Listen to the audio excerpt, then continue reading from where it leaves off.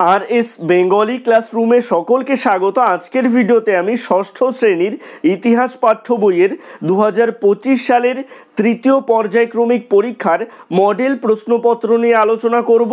আমি কখনোই বলবো না যে এই ভিডিওতে আলোচিত প্রশ্নগুলো তোমরা হুবহু পরীক্ষার প্রশ্নপত্রে কমন পাবে, তবে একথা আমি নিঃসন্দেহে বলতে পারি যে এই ভিডিওতে আলোচিত প্রশ্নগুলো ভীষণ গুরুত্বপূর্ণ প্রশ্ন।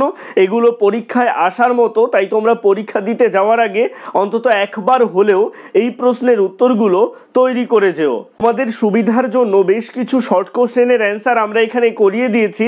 আমি চাইবো তোমরা ভিডিওটা স্কিপ না করে একদম প্রথম থেকে শেষ পর্যন্ত দেখো। তো কথা না বাড়িয়ে শুরু করছি আজকের মূল ভিডিও। এক দাগে বলা হচ্ছে সঠিক উত্তরটি বেছে নিয়ে লেখো। এখান থেকে 14টি প্রশ্নের উত্তর করতে হবে। বেশ কিছু অতিরিক্ত প্রশ্ন দেওয়া রয়েছে, সেগুলোও তোমরা করে রাখবে। একের এক দাগের প্রশ্ন, দাক্ষিণাত্যের কালো মাটিতে ভালো চাষ হতো, উত্তর হবে তুলোর। একের দুই দাগের প্রশ্ন, বাল্হিক দেশের অপর একটি নাম, উত্তর হবে ব্যাকট্রিয়া। একের তিন দাগের প্রশ্ন, প্রথম রূপোর মুদ্রা ভারতে চালু করেন, উত্তর হবে দ্বিতীয় চন্দ্রগুপ্ত। একের চার দাগের প্রশ্ন, প্রথম লিখিত আইন চালু করেন ব্যাবিলনের রাজা হামুরাবি। একের পাঁচ দাগের প্রশ্ন, মেগালিথ হলো, উত্তর হবে বড় পাথরের সমাধি। একের ছয় দাগের প্রশ্ন, কারসাপন ছিল বহু প্রচলিত এক ধরনের, উত্তর হবে মুদ্রা। এছাড়াও মনে রাখবে নিষ্ক, শতমান এগুলোও ছিল মুদ্রা। একের সাত দাগের প্রশ্ন, জৈন ধর্মের প্রচারকদের বলা হয়, উত্তর হবে তীর্থঙ্কর। একের আট দাগের প্রশ্ন, রত্নাবলী নাটক রচনা করেন, উত্তর হবে হর্ষবর্ধন। রত্নাবলী, প্রিয়দর্শিকা এই নাটকগুলি হর্ষবর্ধনের লেখা, এগুলো মনে রাখবে। একের নয় দাগের প্রশ্ন, বুদ্ধচরিত কাব্যের রচয়িতা, উত্তর হবে অশ্বঘোষ। একের 10 দাগের প্রশ্ন, ইট দিয়ে নির্মিত প্রথম স্তূপ, উত্তর হবে ধামেক। একের 11 দাগের প্রশ্ন, ষোড়শ মহাজনপদের আমলে উত্তর ভারতের মানুষদের প্রধান জীবিকা ছিল, উত্তর হবে কৃষিকাজ। একের 12 দাগের প্রশ্ন, পল্লব নামে পরিচিত, উত্তর হবে পার্থীয়রা। একের 13 দাগের প্রশ্ন, হর্ষবর্ধনের সভাকবি ছিলেন, উত্তর হবে বাণভট্ট। একের 14 দাগের প্রশ্ন, পার্শ্বনাথ ছিলেন, উত্তর হবে কাশীর রাজকুমার। একের 15 দাগের প্রশ্ন, তাম্রলিপ্ত বন্দরকে গ্রিক ভাষায় বলা হতো তামালিতেস। একের 16 দাগের প্রশ্ন, নির্বাণ কথার অর্থ কী, উত্তর হবে মুক্তি। একের 17 দাগের প্রশ্ন, মগধ অঞ্চলের অন্যতম প্রধান কৃষিজ ফসল, উত্তর হবে শালি ধান। একের 18 দাগের প্রশ্ন, আদি বৈদিক যুগের ইতিহাস জানার একমাত্র উপাদান, উত্তর হবে ঋগ্বেদ। এছাড়াও মনে রাখবে বেদের অপর নাম শ্রুতি। একের 19 দাগের প্রশ্ন, পঞ্চতন্ত্র গ্রন্থটি কার লেখা, উত্তর হবে বিষ্ণু শর্মার লেখা। একের 20 দাগের প্রশ্ন, তক্ষশিলা কোথাকার রাজধানী ছিল, উত্তর হবে গান্ধার। এবারে চলে আসছি 2 দাগে। এখানে বলা হচ্ছে একটি বাক্যে উত্তর দাও, প্রতিটি প্রশ্নের মান 1। এখান থেকে 14টি প্রশ্নের উত্তর করতে হবে। 2 এর 1 দাগের প্রশ্ন, সংহিতা শব্দের অর্থ কী, উত্তর হবে সংকলন করা। 2 এর 2 দাগের প্রশ্ন, সুর করে গানের মতো গাওয়া হতো ড্যাশ বেদ, উত্তর হবে সামবেদ।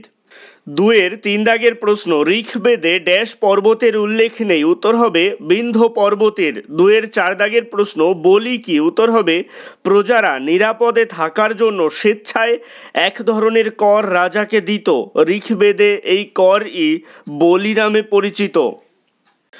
2 এর 5 দাগের প্রশ্ন, ইনামগাঁও ছিল বিখ্যাত ড্যাশ কেন্দ্র, উত্তর হবে মেগালিথ কেন্দ্র। 2 এর 6 দাগের প্রশ্ন, দক্ষিণ ভারতের একমাত্র মহাজনপদের নাম ছিল, উত্তর হবে অসমক। 2 এর 7 দাগের প্রশ্ন, বজ্জীদের রাজধানী কোথায় ছিল, উত্তর হবে বৈশালী। 2 এর 8 দাগের প্রশ্ন, লিচ্ছবি কাদের বলা হতো, উত্তর হবে বৈশালীর আশেপাশে যেসব বজ্জী থাকতো তাদের বলা হতো লিচ্ছবি। 2 এর 9 দাগের প্রশ্ন, কে ডেবলিন নামে কে পরিচিত হন? উত্তর হবে মহাবীর। 2-এর 10 দাগের প্রশ্ন, গৌতম বুদ্ধ কোন বংশে জন্মগ্রহণ করেন? উত্তর হবে শাক্য বংশে। আর মনে রাখবে মহাবীর জন্মগ্রহণ করেন লিচ্ছবি বংশে। 2-এর 11 দাগের প্রশ্ন, কনিষ্কের রাজধানী কোথায় ছিল? উত্তর হবে পুরুষপুর বা পেশাওয়ার। 2-এর 12 দাগের প্রশ্ন, হুন আক্রমণ সফলভাবে প্রতিরোধ করেছিলেন কে? উত্তর হবে স্কন্দগুপ্ত। 2-এর 13 দাগের প্রশ্ন, গোলমরিচের ফলন কোথায় বিখ্যাত ছিল? উত্তর হবে কেরালায়। 2-এর 14 দাগের প্রশ্ন, প্রাচীন বাংলার কোন কাপড়ের কদর ছিল? উত্তর হবে মসলিনের কাপড়। 2-এর 15 দাগের প্রশ্ন, গাথা সপ্তশতী কার লেখা? কোন ভাষায় লেখা? উত্তর হবে হালের লেখায়, এটা প্রাকৃত ভাষায় লেখা। 2-এর 16 দাগের প্রশ্ন, অষ্টাধ্যায়ী ব্যাকরণ কার লেখা? উত্তর হবে পাণিনির লেখা।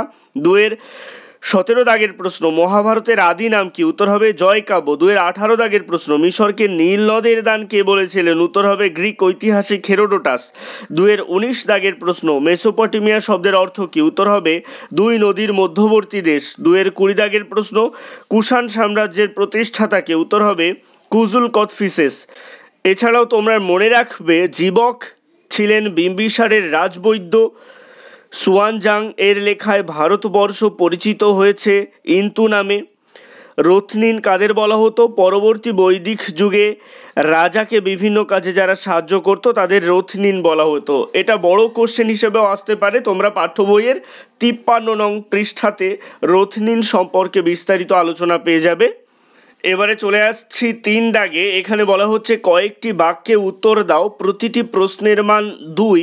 এখান থেকে 6টি প্রশ্নের উত্তর করতে হবে। প্রত্যেকটা প্রশ্নের পাশে আমি পাঠ্য বইয়ের পৃষ্ঠা নং দিয়ে দিয়েছি যে কত নং পৃষ্ঠায় তোমরা এই প্রশ্নগুলোর উত্তর পাবে। 3-এর 1 দাগের প্রশ্ন, বৈদিক যুগে চিত্রিত ধূসর মাটির পাত্র বলতে কি বোঝায়? 3-এর 2 দাগের প্রশ্ন, চতুর্জামব্রত অথবা পঞ্চম মহাব্রত কি?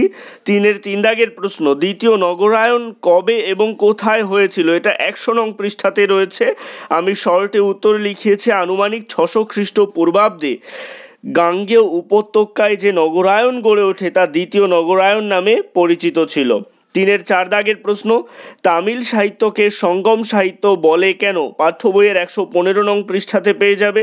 3-এর 5 দাগের প্রশ্ন, সুদর্শন রথ কার আমলে তৈরি হয় এবং সংস্করণ কে করেন? এই প্রশ্নের উত্তর রয়েছে পাঠ্য বইয়ের 103 নং পৃষ্ঠাতে। এই সুদর্শন রথ সম্পর্কে টিকাও আসতে পারে। 3-এর 6 দাগের প্রশ্ন, মৌর্য সম্রাটরা কেন গুপ্তচর নিয়োগ করতেন? দেখো পাঠ্য বইয়ের পৃষ্ঠা নং দেওয়া রয়েছে, এখানে পেয়ে যাবে।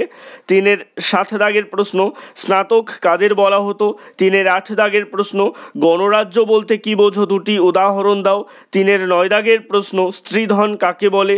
3-এর 10 দাগের প্রশ্ন, কুষাণ সম্রাটরা কেন দেবকুল প্রতিষ্ঠা করেন? এছাড়াও বেশ কিছু প্রশ্নের উত্তর তোমরা তৈরি করে রাখবে, যেমন জৈন ধর্মের ত্রিরত্ন কি অথবা বৌদ্ধ ধর্মের ত্রিরত্ন কি? দিগম্বর ও শ্বেতাম্বর কাদের বলা হয়? দ্বিতীয় চন্দ্রগুপ্তকে সকারি বলে কেন? অগ্রহার প্রথা কি? সপ্তসিন্ধু অঞ্চল বলতে কি বোঝো? এগুলো। এবারে চলে আসছি 4 দাগে। বলা হচ্ছে কয়েকটি বাক্যে উত্তর দাও। এখানে প্রতিটি প্রশ্নের মান 3। এখান থেকে 5টি প্রশ্নের উত্তর লিখতে হবে। 4-এর 1 দাগের প্রশ্ন, টিকা লেখো মিনান্দার। 4-এর 2 দাগের প্রশ্ন, এখানে বেশ কিছু টিকা আমি দিয়ে রেখেছি, এগুলো সবগুলোই গুরুত্বপূর্ণ, তৈরি করে রাখবে। তাম্রলিপ্ত অথবা গান্ধার শিল্প অথবা এলাহাবাদ প্রশস্তি অথবা রেশম পথ, এগুলো সবই তৈরি করে রাখবে। 4-এর 3 দাগের প্রশ্ন, টিকা লেখো প্রত্নস্থল চন্দ্রকেতুগড়। 4-এর 4 দাগের প্রশ্ন, জাতিভেদ প্রথা চিকিৎসা বিজ্ঞান চর্চায় কতটা সমস্যা সৃষ্টি করেছিল সংক্ষেপে উল্লেখ করো। 4-এর 5 দাগের প্রশ্ন, মগধ কিভাবে সবচেয়ে শক্তিশালী মহাজনপদে পরিণত হয়? 4-এর 6 দাগের প্রশ্ন, নির্বাণ ও মহাপরিনির্বাণ বলতে কি বোঝো? এবারে চলে আসছি 5 দাগে। এখানে বলা হচ্ছে বিস্তারিত আলোচনা করো, প্রতিটি প্রশ্নের মান 5। এখান থেকে 3টি প্রশ্নের উত্তর করতে হবে। 5-এর 1 দাগের প্রশ্ন, ভারতীয় মহাদেশের সঙ্গে পারস্যের যোগাযোগ কিভাবে গড়ে উঠেছিল? 5-এর 2 দাগের প্রশ্ন, হর্ষবর্ধনের শাসন ব্যবস্থার সংক্ষিপ্ত পরিচয় দাও, অথবা সমুদ্রগুপ্তের রাজ্য বিস্তার সম্পর্কে আলোচনা করো। 5-এর 3 দাগের প্রশ্ন মৌর্য শিল্প চর্চার পরিচয় দাও। 5-এর 4 দাগের প্রশ্ন অশোকের ধর্মের মূল নীতিগুলি সম্পর্কে আলোচনা করো। 5-এর 5 দাগের প্রশ্ন সাতবাহন আমলে গ্রাম জীবন কেমন ছিল। 5-এর 6 দাগের প্রশ্ন মেগাস্থিনিস এর চোখে ভারতীয় উপমহাদেশের সমাজ ব্যবস্থা কেমন ছিল। 5-এর 7 দাগের প্রশ্ন মৌর্য আমলে মানুষরা কী ধরনের পোশাক পরতেন তা আলোচনা করো, অথবা গুপ্ত যুগের শিক্ষা ব্যবস্থা কেমন ছিল। 5-এর 8 দাগের প্রশ্ন প্রাচীন ভারতের বিজ্ঞান চর্চার ইতিহাসের উপাদান হিসেবে চরক সংহিতা ও সুশ্রুত সংহিতার গুরুত্ব আলোচনা করো। সবশেষে একটাই রিকোয়েস্ট, এখনও পর্যন্ত যারা চ্যানেলটিকে সাবস্ক্রাইব করে উঠতে পারোনি তারা অবশ্যই চ্যানেলটিকে সাবস্ক্রাইব করে দিও এবং পাশে থাকা বেল আইকনটিকে প্রেস করে অল বাটনে ক্লিক করে দিও নতুন ভিডিওর আপডেট সবার আগে পেতে।